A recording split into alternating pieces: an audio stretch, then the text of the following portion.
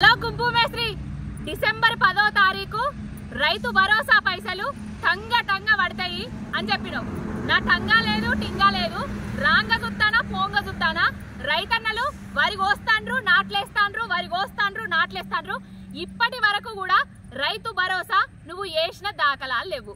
Already రైతన్నకు యాసంగి పంటకు 2500 రూపాయలు బాకున్నావు, వానాకాలం పంట 7500 రూపాయలు బాకున్నావు, మళ్ళా ఇప్పుడు యాసంగికి 7500 రూపాయలు బాకున్నావు. ఈ యాసంగి పంటకు ఒక్క 7500 వేసే చేతులు దులుపుకుంటా అంటే ఊకునే ప్రసక్తి లేదు.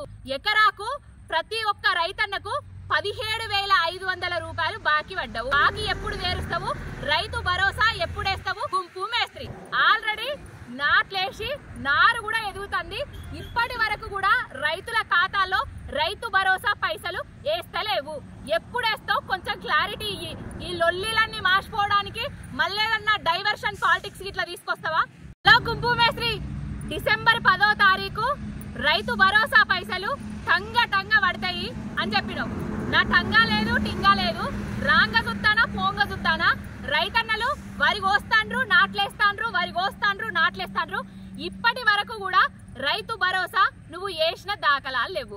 ఆల్రెడీ రైతన్నకు యాసంగి పంటకు 2500 రూపాయలు బాకున్నావు, వానాకాలం పంట 7500 రూపాయలు బాకున్నావు, మళ్ళా ఇప్పుడు యాసంగికి 7500 రూపాయలు బాకున్నావు. ఈ యాసంగి పంటకు ఒక్క 7500 వేసే చేతులు దులుపుకుంటా అంటే ఊకునే ప్రసక్తి లేదు. ఎకరాకు ప్రతి ఒక్క రైతన్నకు 17500 రూపాయలు బాకీ పడ్డావు. బాకీ ఎప్పుడు తీరుస్తావు? రైతు భరోసా ఎప్పుడేస్తావు? గుంపు మేస్త్రి ఆల్రెడీ నాట్లేసి నారు కూడా ఎదుగుతుంది. ఇప్పటి వరకు కూడా రైతుల ఖాతాలో రైతు భరోసా పైసలు వేస్తలేవు. ఎప్పుడేస్తావు? కొంచెం క్లారిటీ ఇయ్యి.